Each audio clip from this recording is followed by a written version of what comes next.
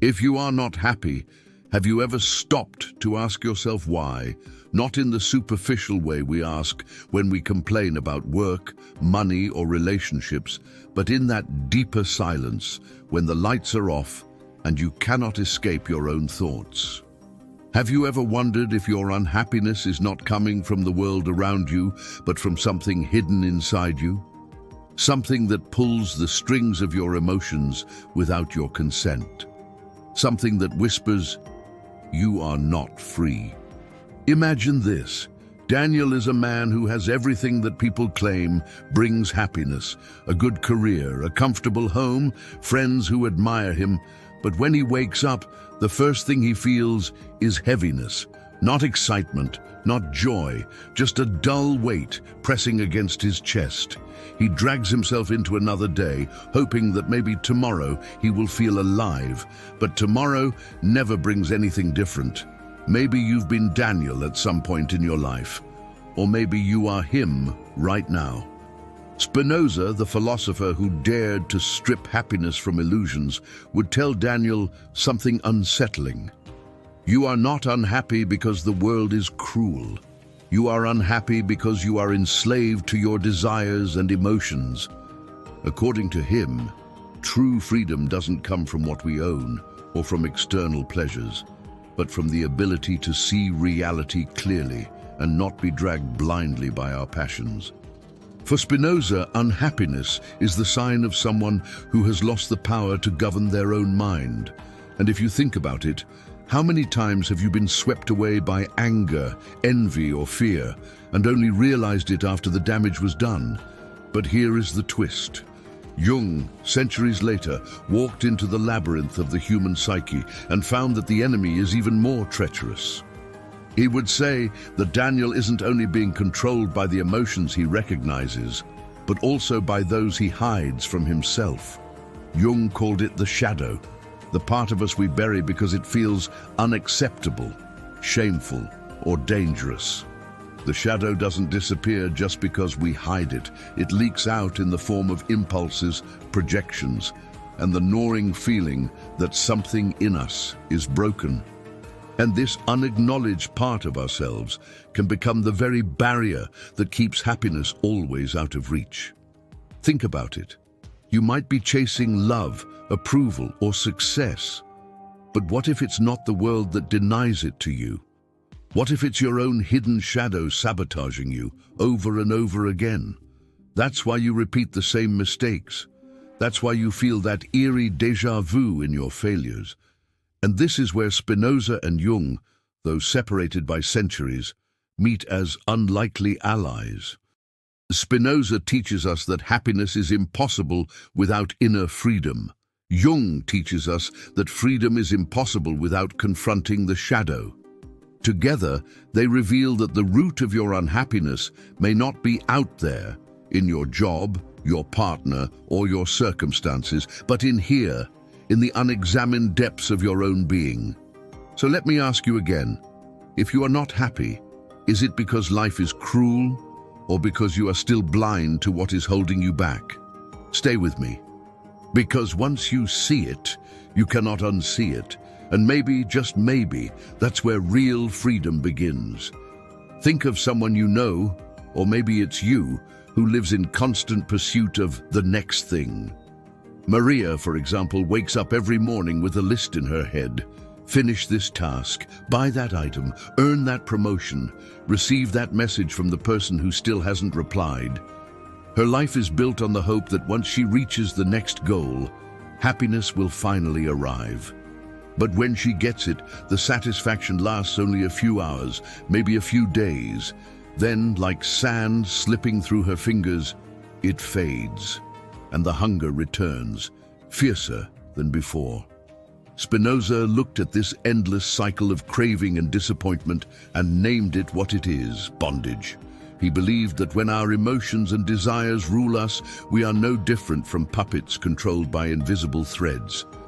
The tragedy is that the strings are not pulled by some tyrant outside us, but by our own illusions. For Spinoza, the person who chases happiness in fleeting pleasures is like someone who tries to quench thirst with salt water. The more you drink, the more you crave. Maria's story could be anyone's. How many times have you convinced yourself, if I only had this relationship, this recognition, this success, then I would finally feel complete. And when you got it, didn't another need immediately take its place? This endless chase isn't a sign of ambition, it's a sign of captivity. Spinoza would say that as long as Maria depends on circumstances outside her to feel whole, she will always be a prisoner, because life, unpredictable and indifferent, will never stop throwing storms in her direction. To Spinoza, real freedom, and therefore real happiness, comes from shifting the source of our well-being from what is external to what is internal. He claimed that the highest form of joy doesn't arise from possessions, status, or even fleeting love, but from understanding, from seeing the truth of things as they are and no longer being deceived by appearances. In his words, freedom is not doing whatever you want. It is not being enslaved by what you want. But here is the paradox. Most people think they are free precisely when they are most trapped. Maria believes she makes her own choices, the clothes she buys, the posts she compares herself to, the person she longs for. But Spinoza would shake his head gently and ask, are these truly your choices? Or are they impulses that dominate you without you even realizing? When anger rises like fire in your chest, did you choose it? When jealousy whispers in your ear, did you invite it in, or did it invade you, leaving you no space to breathe? Imagine living every day like a leaf blown by the wind, tossed from one emotional storm to the next. That is what Spinoza calls slavery of the soul. And if you're honest, maybe you can recognize moments when you've been that leaf, helpless against the gusts of your own emotions. This is why his vision is so radical, because he tells us that the path to happiness begins not with adding more, but with subtracting, not with running faster toward another desire, but with pausing long enough to see that the desire itself has been your cage. And that realization, as painful as it may be, is the beginning of liberation. So when you look at your life and wonder why happiness always slips away, Spinoza's whisper echoes through time. You are not unhappy because you lack something. You are unhappy because you are not free. Close your eyes for a moment and imagine yourself as a puppet on a stage. The strings are not visible, but they pull you in every direction. One string is desire for approval, another is fear of rejection, another is the longing for pleasure, another is the craving for control. You move, you react, you speak, and all the while you believe it is you who decides. But what if, as Spinoza suggests, most of our so-called choices are nothing more than the movements of strings we cannot see? This is the heart of his radical idea, that unhappiness is not caused by fate or punishment, but by the illusion that we are free when we are in truth enslaved. He called it the bondage of the passions, the state of being dominated by emotions that arise within us without our conscious command. Think about anger. When someone insults you, anger flares up instantly. Did you invite it? Did you weigh it carefully before it burst into your chest? No, it overtook you, it commanded you, and in that moment you were no longer master of yourself, you were a prisoner. Consider envy. You see someone living the life you wish you had. Their success, their beauty, their love, all of it becomes a mirror that reflects back your own sense of lack. Envy grips you, not because you want it to, but because it rises from a place beyond your will. You tell yourself, I should be happy for them, but your stomach tightens, your thoughts darken, and the poison spreads anyway. Spinoza would point to this and say, see, you believe you are free, but the truth is that you are being led by forces you do not control. He believed that freedom is not the ability to act on every impulse, but the power to no longer be enslaved by them. True happiness, therefore, is inseparable from clarity of mind. And this clarity comes from understanding the causes of our emotions, from seeing that they are not divine punishments or mysterious curses, but natural reactions, predictable as the rising of the sun. Once you understand them, you are no longer dragged by them blindly. You become slowly the hand that holds the strings rather than the puppet dancing to their pull. Spinoza's vision was not abstract theory, it was practical medicine for the soul. Imagine a man named Robert. Every day, Robert's mood is dictated by external events. If his boss praises him, he feels good. If a friend ignores his message, he spirals into self-doubt. If the stock market rises, he walks taller. If it falls, he collapses into despair. Robert's entire sense of self is like a boat tossed on stormy waters, completely at the mercy of waves. Spinoza would say that Robert is not living. He is being lived by his passions. He is not free. He is bound. But here is the key. Once Robert begins to see the pattern, he can begin to break it.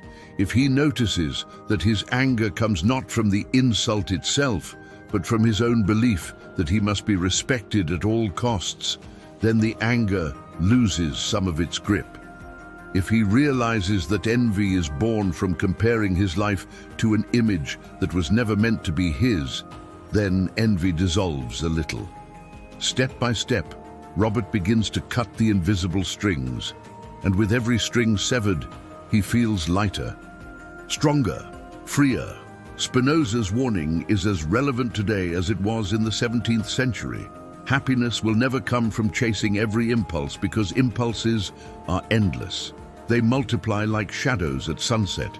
As soon as one fades, another takes its place. The only path to lasting joy is to rise above them, to see them clearly, and to refuse to be their slave. So when you feel pulled by desires that never satisfy, remember Spinoza's voice across the centuries. The greatest bondage is not to a tyrant or a king, but to your own uncontrolled passions, and the greatest freedom is to master them. If Spinoza warned us that unhappiness comes from being enslaved by our passions, Jung went even further. He told us that many of these passions don't even belong to the you think you are. They belong to a hidden part of you, the part he called the shadow. Imagine walking into a room where the lights are dim. In the corner, there's a figure that resembles you, but twisted, darker, unfamiliar. You avert your eyes, pretend it's not there, and convince yourself you are alone. But the figure doesn't vanish, it lingers. And the more you deny it, the stronger it becomes. That figure is your shadow. Jung believed that every human being carries within them all the traits they don't want to admit. Anger, envy, selfishness, impulses we consider unacceptable. We push them down, lock them away, and polish the surface of who we think we are. We present to the world the mask, the persona, carefully designed to gain approval. But beneath that mask, the shadow waits. And here's the cruel truth. The more you repress it, the more it controls you from the dark. Take Anna, for example. She is kind, generous, always smiling. Everyone admires her patience. But behind closed doors, Anna often explodes in rage, slamming doors, trembling with emotions she cannot explain. She feels ashamed afterward, convinced that these bursts are not who she really is. But Jung would say the opposite. Those moments are the shadow leaking through the cracks. They are part of her, disowned but alive, shaping her behavior from underneath. The shadow does not disappear by denial. In fact, denial feeds it. It hides in projection. You see in others the very traits you can't face in yourself. That's why the colleague who brags triggers you so deeply. Perhaps you repress your own hunger for recognition. That's why you despise the person who shows anger, while your own anger simmers unacknowledged. Jung insisted that until we confront the shadow, it dictates our lives. It chooses our relationships, our failures, our repeated mistakes. We call it bad luck, but it's often our shadow leading us back to the same crossroads. Think about it. How many times have you found yourself repeating the same painful story with different faces, different places, but the same outcome? The betrayal, the rejection, the disappointment. It feels like fate, but Jung whispers, what you do not make conscious, you will live as fate. In other words, the shadow you refuse to face becomes the author of your unhappiness. This is why unhappiness can feel like a ghost haunting you. You move cities, change partners, switch jobs, reinvent yourself on the outside. And yet the same emptiness returns, as if it followed you. And it did. Because the shadow doesn't live out there. It lives within. But Jung was not here to frighten us. He was here to guide us. To him, facing the shadow was not about condemnation, but about integration. To look at your darkness without flinching. To say, yes, this too is me. Because once you see it, the shadow loses its power to sabotage you from behind the curtain. Only then do you stop being its victim and start becoming whole. So ask yourself, what part of you do you refuse to see? What truths about yourself do you keep locked away, terrified that if they surfaced, no one would love you?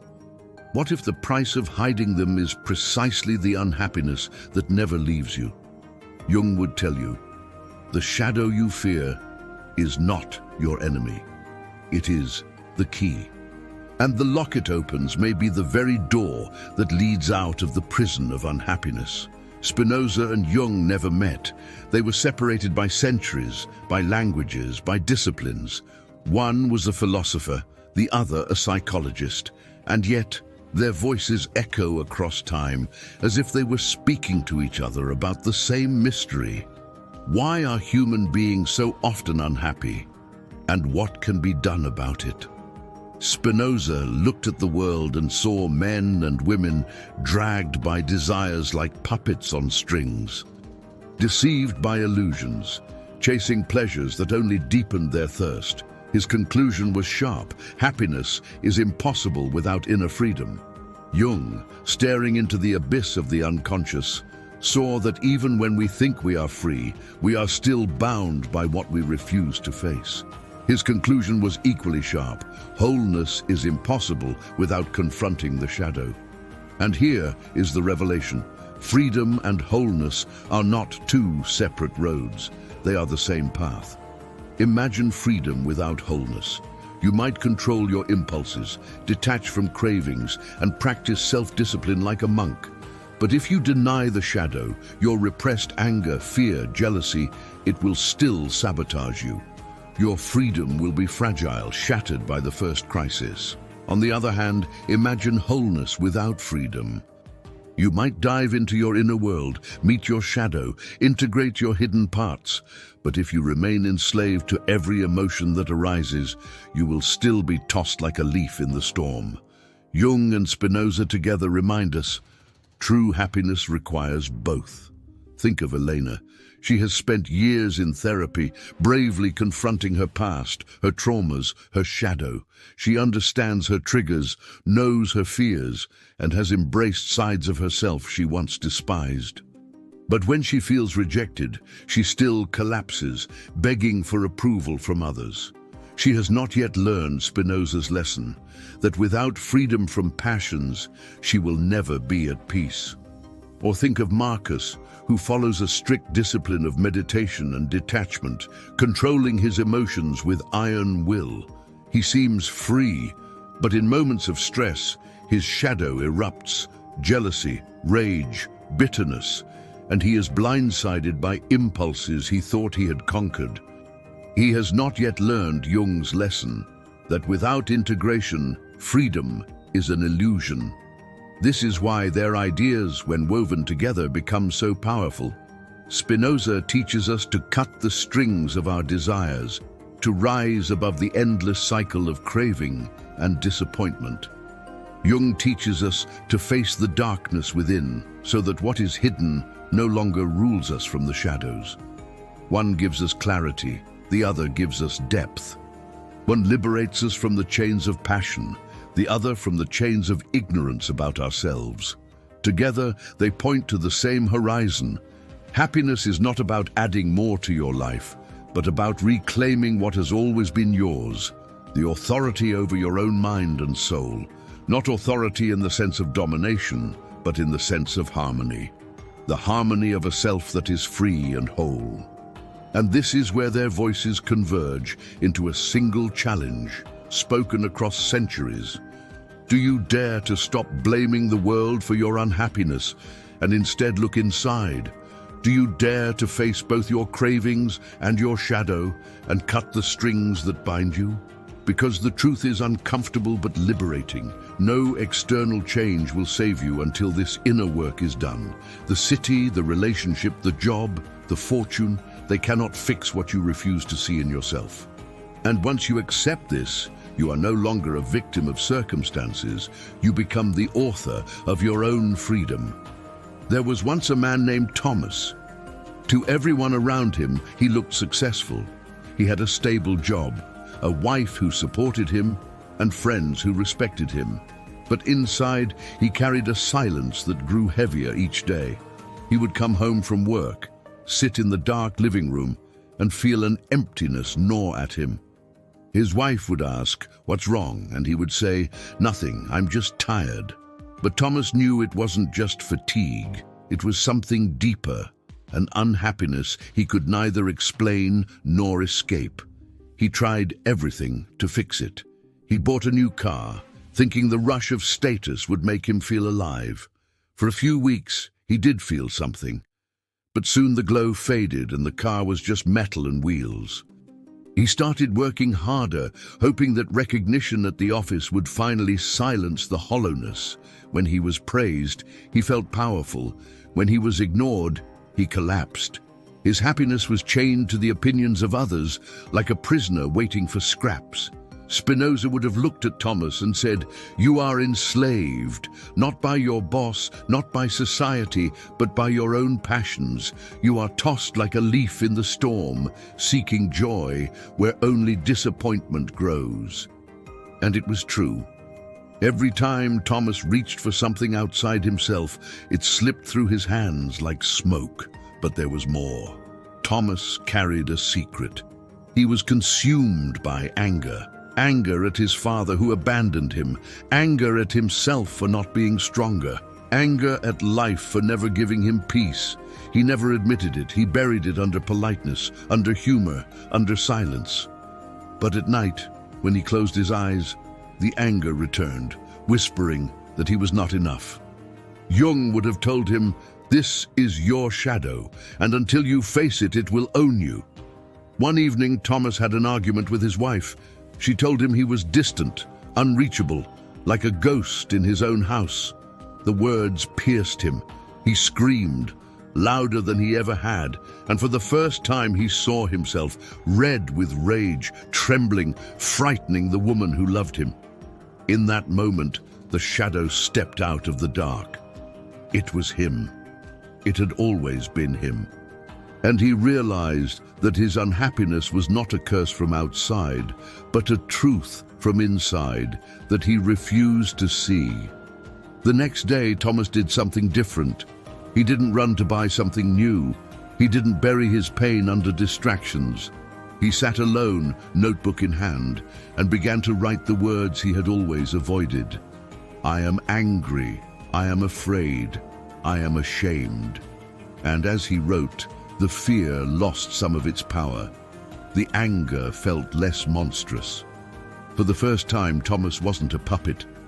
He was beginning to see the strings. This is the essence of what Spinoza and Jung both reveal. Spinoza shows us that we cannot be happy if we are chained by desires and emotions we don't understand. Jung shows us that the chains we ignore, the shadow, will control us until we face them. And Thomas, sitting in that quiet room with his pen, began to discover what both had whispered across the centuries. Happiness is not something you chase. It is something you uncover once you stop running from yourself. So here we are. After listening to Spinoza and Jung, after seeing Thomas and maybe seeing yourself reflected in him, the question becomes impossible to ignore. If you are not happy, what is really holding you back? Is it the cruel hand of fate, or is it the invisible strings you never dared to cut? Spinoza's voice echoes like a warning bell. As long as your emotions drag you, you are not free. You may call it passion, you may call it love, you may even call it destiny. But if it rules you without your consent, then it is chains. And Jung's voice follows, darker and sharper. As long as you deny the shadow, you will never understand why the same pain repeats itself in your life. What you refuse to face does not disappear. It hides, it waits, and it shapes your choices without you knowing. Look at your life honestly. How many times have you told yourself it will be different this time, and yet it wasn't? How many times did you change the outside, the job, the city, the partner, only to discover that the emptiness came with you? Doesn't that tell you something? Doesn't it whisper that the prison is not out there but in here? And here lies the turning point, because unhappiness is not a curse, it is a signal. It is the psyche's way of saying something inside you is unexamined. Something demands to be seen. What if your unhappiness is not your enemy, but your teacher? What if it is the shadow knocking on the door, asking to be integrated? What if it is your soul begging you to stop drinking salt water and to seek freedom instead? Think of this moment as a mirror. Spinoza holds it up so you can see the strings of passion. Jung holds it up so you can see the shadow behind you, and together they invite you to face what you have always avoided. The choice is yours. Continue chasing illusions and living as a puppet, or stop, turn inward, and begin to reclaim the freedom that was always yours. The truth is uncomfortable, but it is also liberating. Nobody is coming to save you. Not the job, not the relationship, not the applause, because the only one who can step into the light of freedom is you. The only one who can face your shadow is you. And the moment you accept this, the chains begin to fall. So tonight, before you close your eyes, don't ask yourself what the world owes you. Don't ask what's missing outside. Ask instead, what inside me is holding the strings of my unhappiness? What am I still refusing to see? Sit with that question. Let it disturb you. Let it break you open, because only when you dare to face it can you begin to live differently. And if you are brave enough, you will discover what Spinoza and Jung have been trying to tell you all along, that happiness is not something to be chased or begged for. It is something that emerges when you are free from the illusions that enslave you, and when you are whole enough to embrace even your own shadow. The answer has been waiting inside you this entire time. Perhaps tonight you will lie in bed and feel that familiar restlessness, that quiet ache that whispers something is missing. And maybe, for the first time, instead of running from it, you will listen. You will close your eyes and hear Spinoza asking, are you free or are you enslaved by your own desires?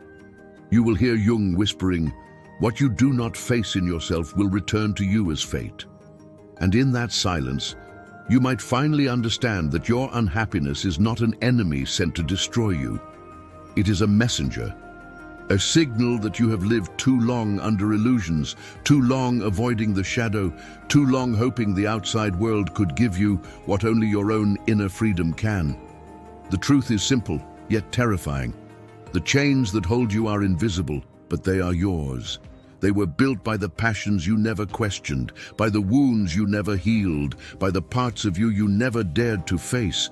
And no one, not love, not success, not luck, will break them for you. Only you can. So I ask you, not as a stranger speaking from a screen, but as someone who knows the weight of these chains too. Will you keep dancing as a puppet, waiting for happiness to arrive? Or will you take the terrifying, beautiful step of facing what lives inside you? Because when you do, you may discover that the happiness you were chasing was never outside at all. It was buried beneath the shadow, waiting to be uncovered. And if these words stirred something in you, if they touched a nerve or lit a spark of recognition, don't let it fade when this video ends. Carry it with you. Reflect on it. And if you want to continue walking through these questions, these truths, these difficult but necessary revelations, stay close. Subscribe, share this with someone who hides behind their smile. Leave a comment about what spoke to you most. Not for numbers, not for algorithms, but because your voice, your presence here, is proof that you are not running anymore, that you are ready to face what is real. This space exists for that, to remind you that the answers you fear are often the ones that will free you, to show you that philosophy and psychology are not abstract theories, but maps for the soul, guides for those who dare to live awake. So let this not be the end of a video, but the beginning of something inside you.